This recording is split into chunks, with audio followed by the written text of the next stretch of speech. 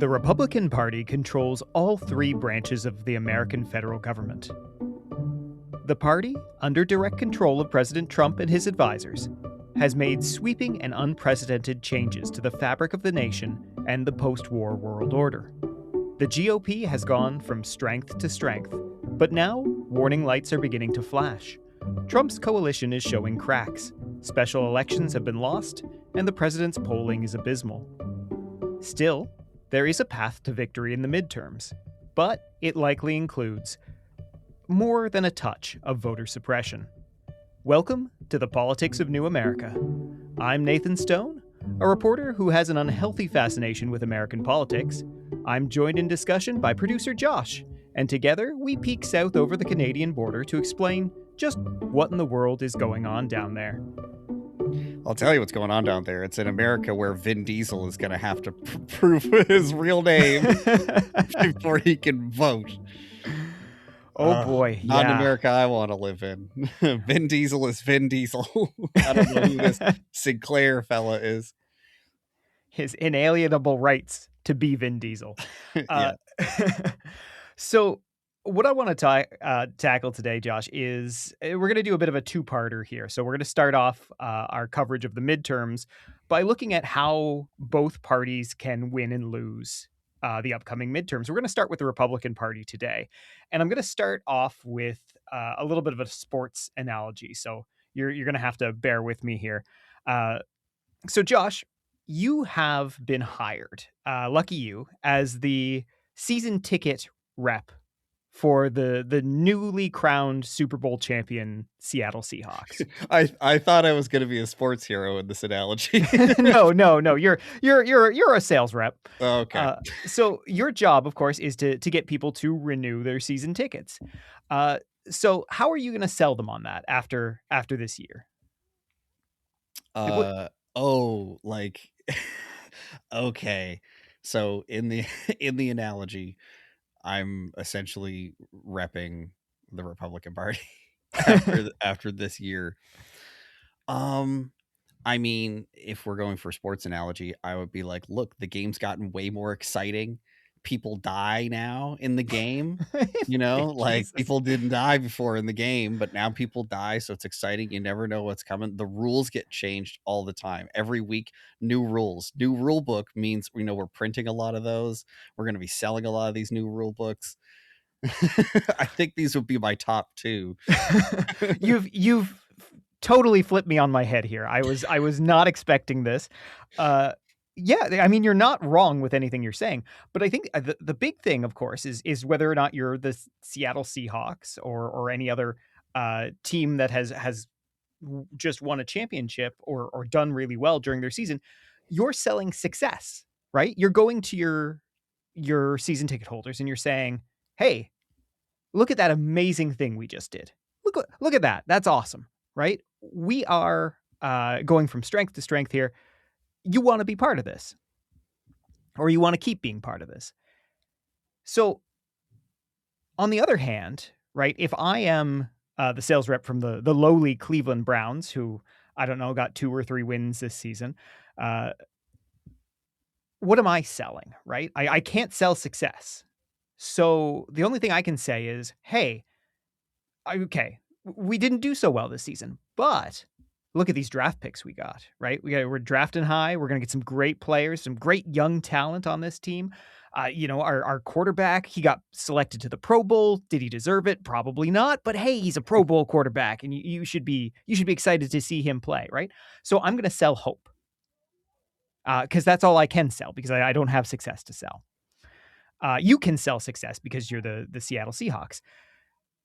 And what's so interesting about these midterms is, and most midterms actually, is that one party can sell hope, right? The Democrats can sell hope. They can sell change. They can sell, hey, we need your support. This, we can make a better America. The Republican Party finds itself in a very interesting place because the success that they're selling, there's not a lot to fall back on for this administration right now. Certainly, they've had a lot of success at remaking the American government, but as far as actual concerns that the electorate has, right? Affordability being probably the highest, they really haven't been able to move the needle. And in fact, things have gotten worse.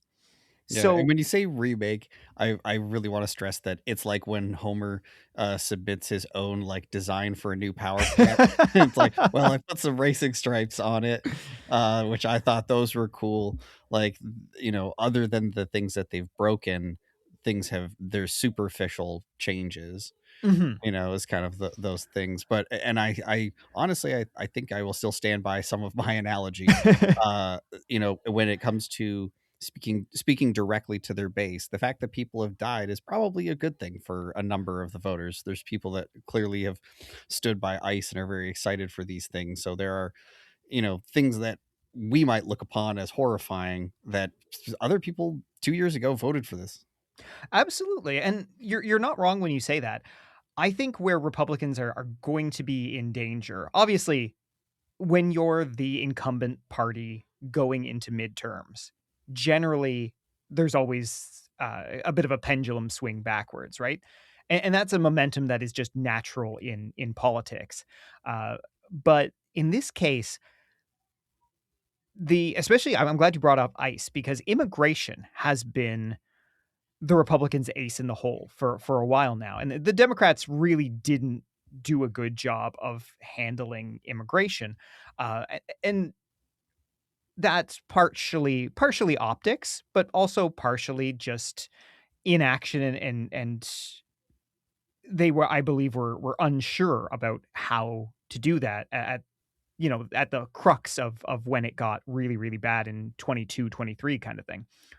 Um, but Republicans are facing a bit of a fracture within the big tent, right? This is the issue when you have a big tent party, and the US only has 2 big tent parties, is that, you Is the have problem different that you end up hearing clown music?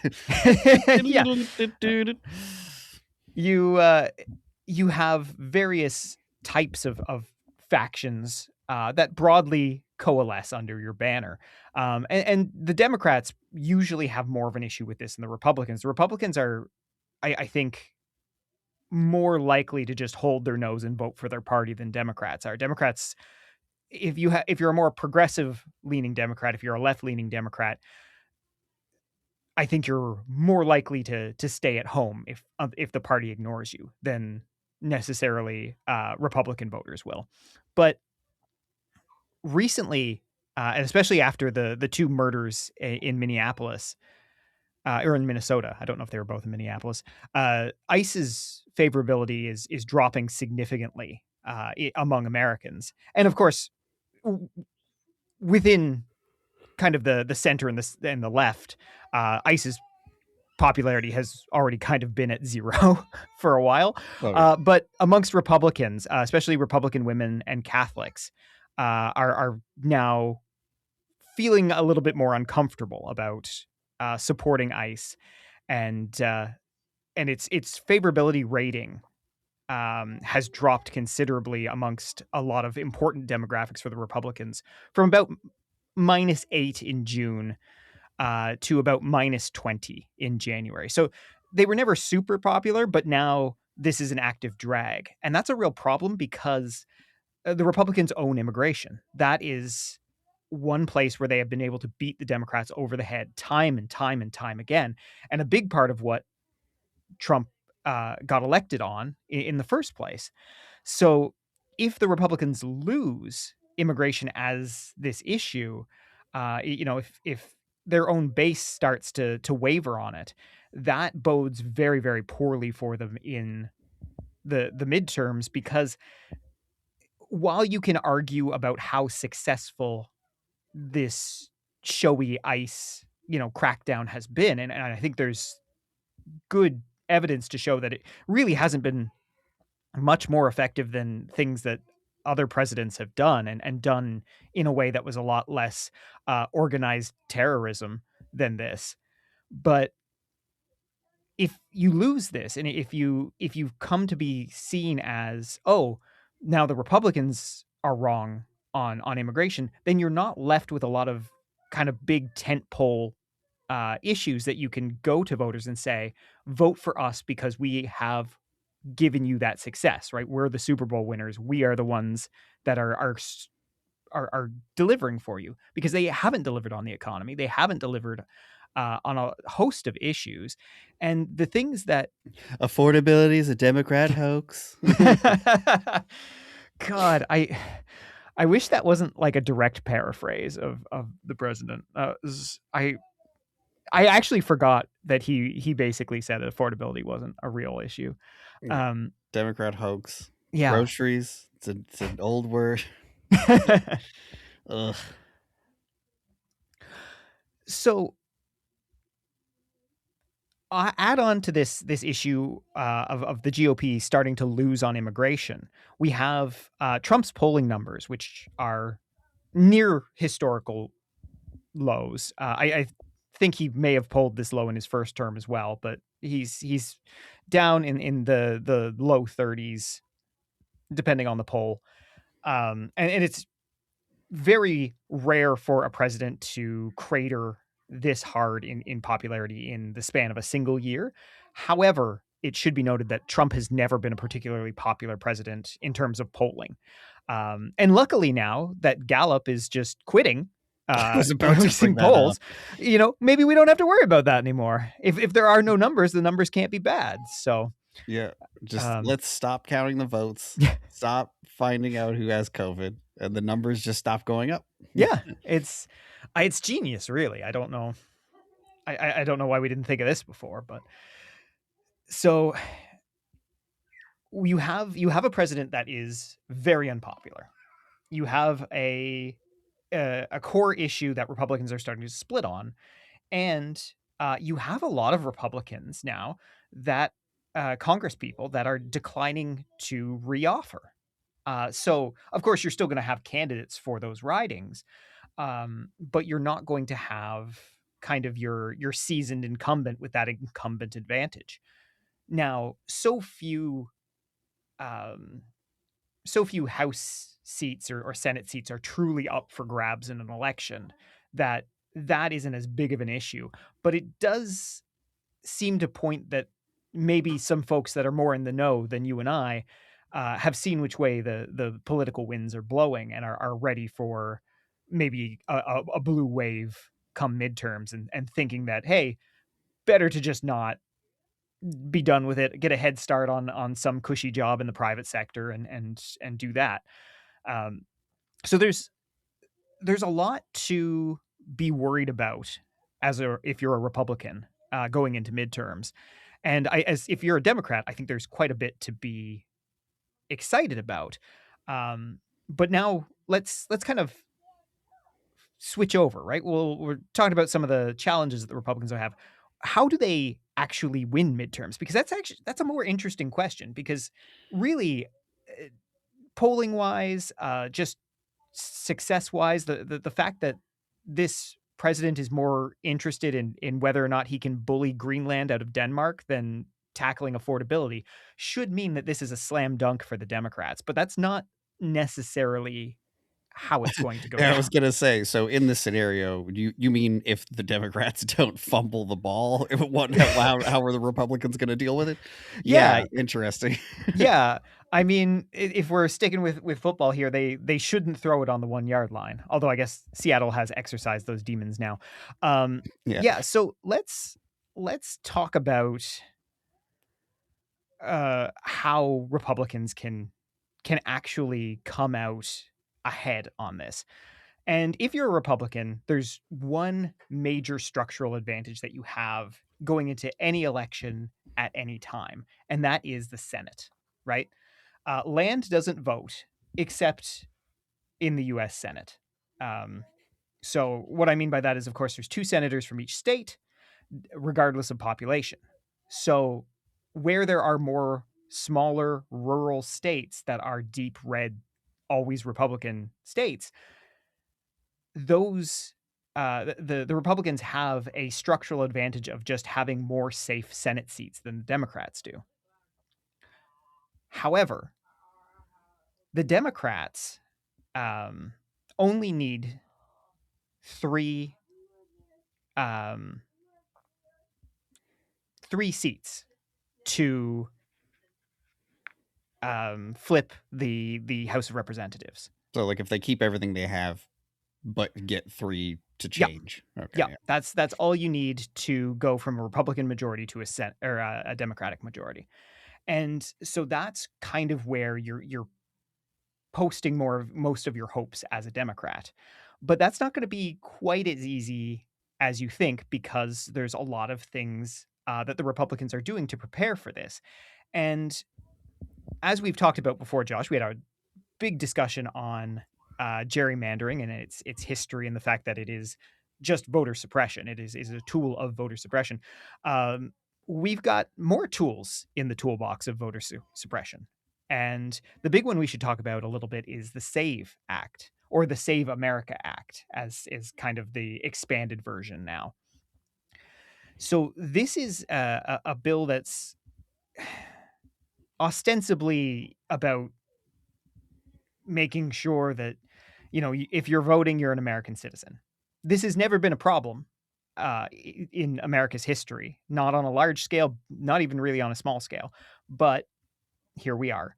And so, what this is going to do is, if it passes, and it hasn't passed, and if Senate Democrats aren't just a controlled opposition party, there is absolutely no way they should allow this to pass. You filibuster this until it's dead. But if it passes, it's going to require uh, extensive ID requirements at polling stations. Now, that would it's more than you might be thinking, right?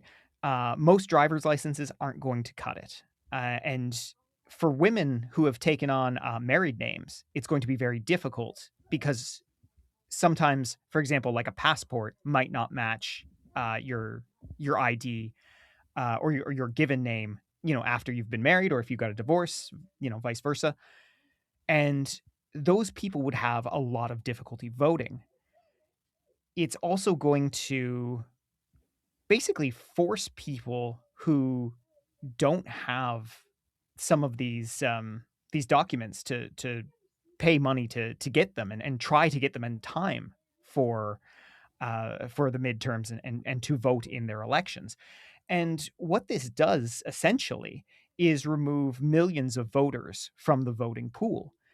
And it's it's a sledgehammer, not a scalpel, right? So you don't know if you're removing Republican voters or Democratic voters. As a Republican, you're betting on less Democratic voters having these documents that they'll need to vote than your own voters. I And don't wanna through generalize, but I would think more Democrats have passports than Republicans. Yeah, and a passport is just one of the ways, Yeah.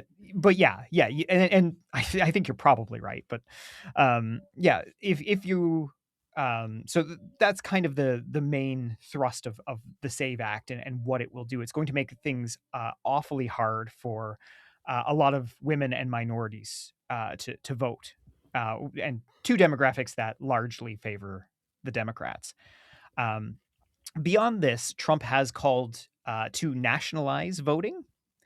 And it took me a little while to get my head around this, because up here in Canada, our voting is handled by Elections Canada, which is a arm's length federal agency, independent, that handles everything from drawing up ridings, so districts, to tallying votes, to calling the winners, right? It is all done by Elections Canada. It's one organization throughout the entire country. The United States is very, very different. It's done state by state, and states look after how they want to handle their voting. So even though you're voting in a federal election, your state has kind of the say in how you will go about that, and where boundaries are drawn. And of course, this is part of the problem that we get with gerrymandering, right? You've left this to the states, and the states have decided to play politics with it because they can. So, in one sense, I'm not necessarily against the United States moving to nationalized elections. If they were to set up something like Elections Canada, right? Like Elections USA, that would be an independent federal agency that would handle elections across the country and be nonpartisan. Well, let's take a look at our time machine. Let's go ahead 1 year into the future and take a look at how that went. Oh, everything Oh, caught it's fire. hell. It's yeah, no, it's absolutely terrible. Oh, we've ended up in the 1980s again. We've ended up in the future where Biff got the almanac.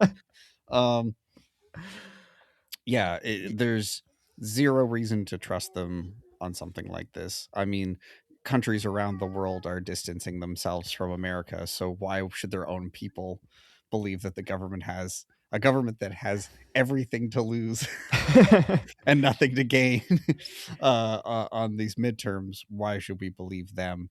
I mean, these are the same people. Trump himself was calling for election fraud in certain states. They investigated those places and there wasn't any. And I think when they did find maybe the small pittance of fraud, as you mentioned earlier, that these things sometimes happen but are barely a blip, It's they were people voting for Trump. So, uh, yeah, one thing that you have to realize about voter fraud in the United States is firstly that yeah, it's never been an issue that has swung an election or has been wide enough to really influence the outcome.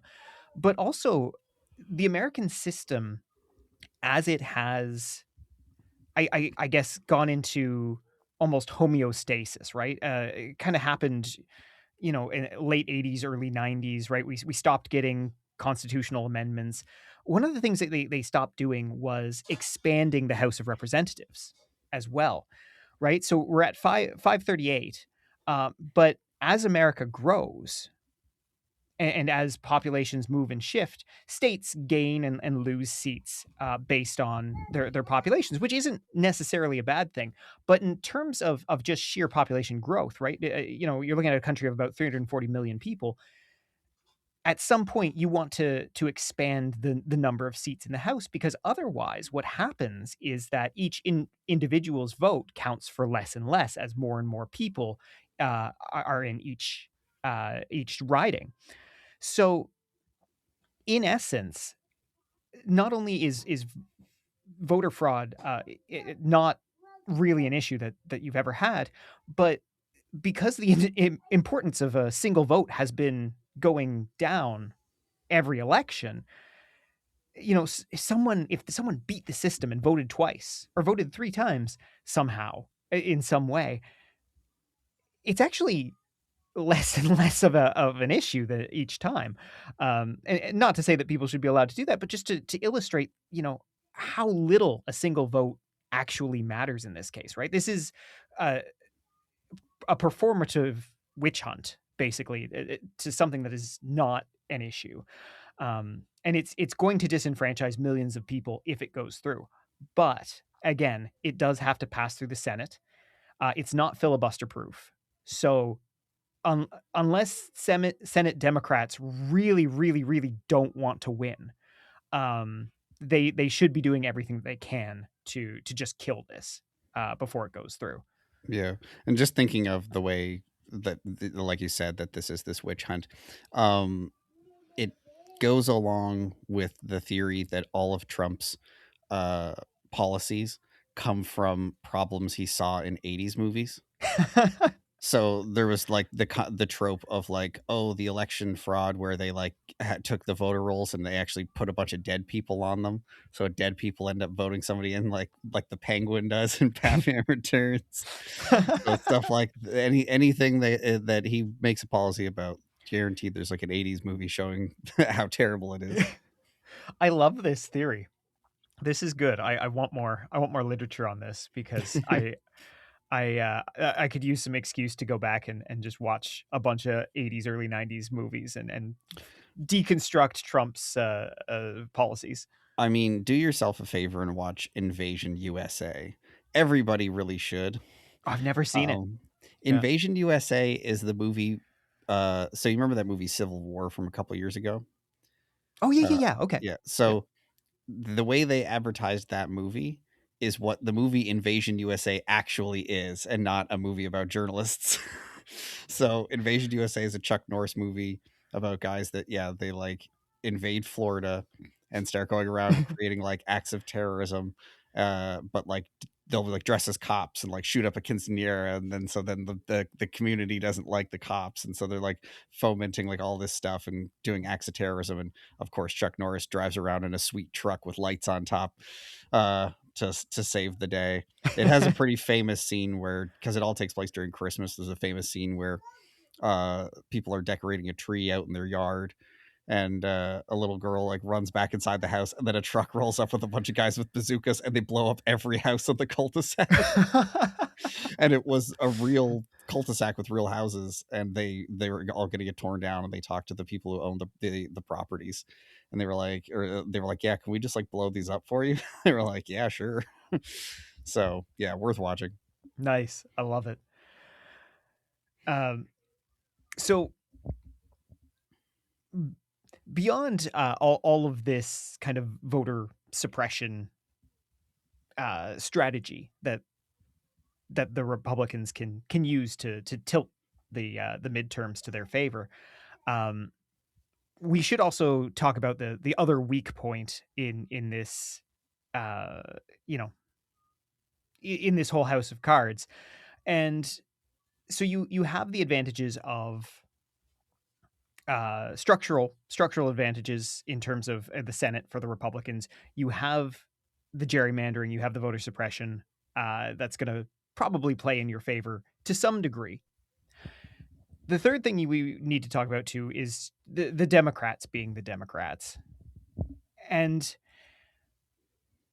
luckily for the Democrats, they don't have a poorly chosen figure for the Republicans to target in this, right?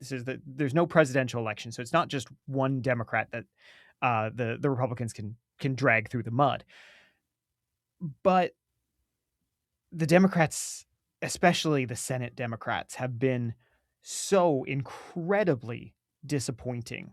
Right? This is a party that is still incredibly unpopular among not only Americans, but registered Democrats don't like the Democrats.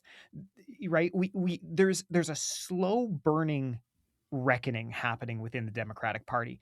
There are people who will be primaried, and we'll keep abreast of that, and we'll talk about those when they come up. But there is a push to get younger for the Democrats, but there is so many that are so deeply entrenched in this kind of old boys club of a party that it is entirely possible that the Republicans win by the Democrats being so milk toast and unlikable that the Democratic base doesn't turn out in the numbers that they need them to. Because that's the big thing that happened, of course, in the election wasn't necessarily that Trump won. Trump again has never been that popular of a president.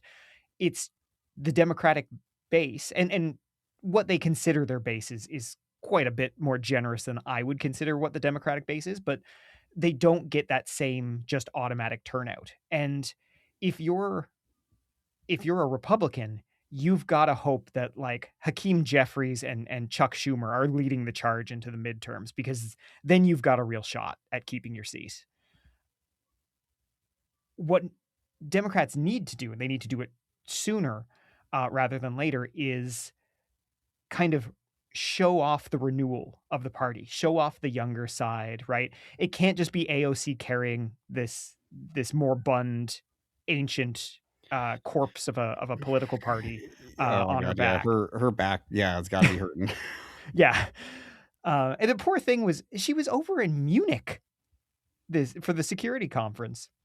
We should just talk about that before we go. But Mhm. yeah, the Democrats, just through sheer loser attitude that they have had for the past several elections, and the inability to realize that institutional politics don't fly anymore. Right? You need the Republicans have stopped playing by the rules. you have to also stop playing by the rules, because if you play by the rules, they're going to win. They're going to kick your ass. I know it doesn't seem like, it seems like you've got all the momentum. You've won some special elections. Great, good for you. They don't really mean anything yet. Uh, and I'm worried that this little bit of success that they've had lately is going to go to their heads, and then they're going to be like, "Oh no, we don't have to change anything because people just they're so sick of the Republicans, they're going to vote for us, right? We're the only other option." And that's exactly how you get 70, 80, 90 million people who just don't vote on election day. And also expect midterm elections generally lower turnout because they're not the sexy elections that where you elect a president. So there, if you're a Republican, you're counting on people staying at home. You're counting on people showing up and not being allowed to vote. Um, and you're counting on your structural advantages and a stronger base than the Democrats. That's how you're going to win midterms. Ah, democracy. Democracy. Yeah. So next week we're going to take a look at how the Democrats win, because believe it or not, I talk a lot of shit about the Democrats, but it's just because they deserve it. But I would like to see, for the health of what is left of the American Republic, a healthy, strong Democratic Party. Um, so yeah, we'll hit the Democrats next week. Before we go though, I did want to touch on the Munich Security Conference, Yeah, because this this I'm outside of this. I don't know what okay. you're talking about. So the Munich Security Conference is a big powwow of European, North American leaders that get together to discuss security. It's basically a big NATO shindig. Plus some of the other European nations, I believe, outside of NATO. Mhm. Uh, and it's what it has become. At least it was this week, was an airing of the grievances. Uh, and Germany's Chancellor Merz, uh, he made a speech where he said that the rules-based international order was dead. It's done. And I wanted to bring that up because it ties in directly to what we were talking about last week, which was leaders of smaller countries, those countries that were basically America's dependents, America's vassals, and however you want to call them, uh, starting to tell the truth and starting to push back. And Mertz went out of his, he gave a speech and basically said, yeah, the international order that we have worked under since the post war or post World War II no longer exists. And for him to say that, and just like it was for Mark Carney at Davos, is a really big deal. And it signals the fact that the line on the United States has started to shift, because Europe bent over backwards to try and not antagonize Trump for the first year of this presidency. And Canada, to a lesser extent, tried to keep its head down as well. But what we're seeing now is world leaders coming out, and these are America's allies coming out and saying, this isn't going to work anymore. This is broken. And so the geopolitical repercussions of it are large and getting larger with each leader that comes out and has their own little mic drop moment, talking about the the gulf between America and its erstwhile allies. So what I found really interesting too was that Gavin Newsom and AOC were both in Europe, trying to be like, no, no, no, guys, it's only 3 more years. It's only 3 more years. Oh, What can okay. you I do? did hear Yeah, that someone had said this. I didn't yeah. realize it was them So making it the was it was them impassioned saying, plea.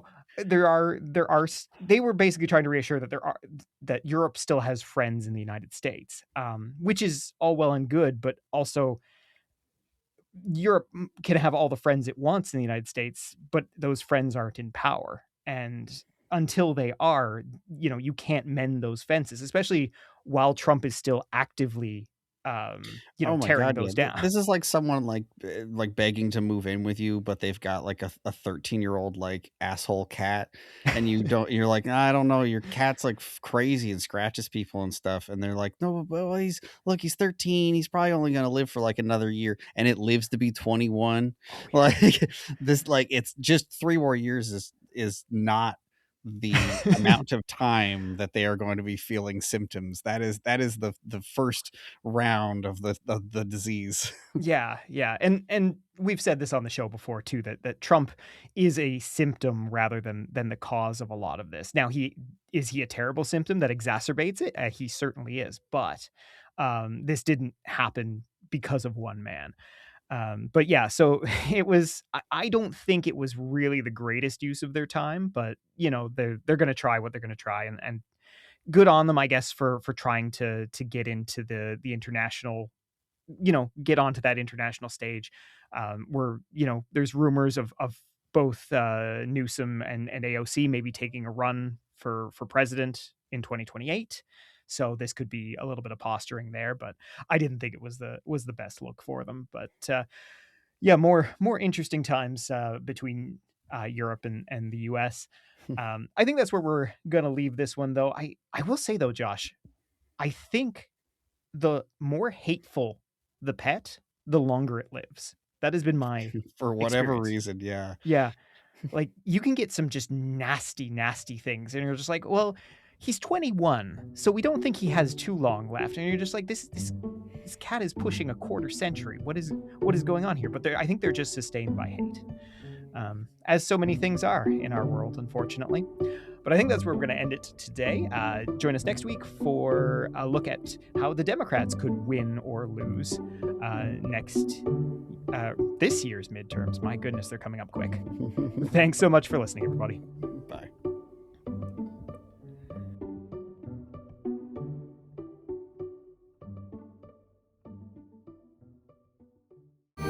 This has been a Haunted Mouse production. Cut that out.